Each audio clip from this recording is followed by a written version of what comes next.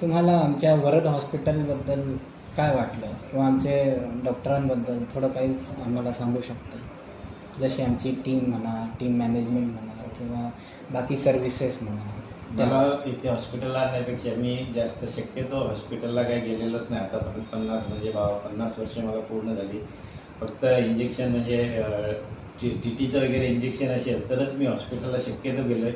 अन्यथा मी जास्त 1-2 दिवसाच्या वर हॉस्पिटलला राहिलो नाही. आणि माझा मुलगा ज्यावेळेस डॉक्टर झाला त्यावेळेस त्याला मी सांगितलं की हॉस्पिटल हे चांगलं सुसज्ज हॉस्पिटल पाहिजे, चांगलं हॉस्पिटल पाहिजे. असं हॉस्पिटल आपल्याला एक बोईसरमध्ये सुद्धा पाहिजे. बोईसरमध्ये आपल्या पूर्ण पालघर जिल्ह्यामध्ये असं हॉस्पिटल नाही. तर इमर्जन्सी जर मलाच काय झालं तर काय होईल.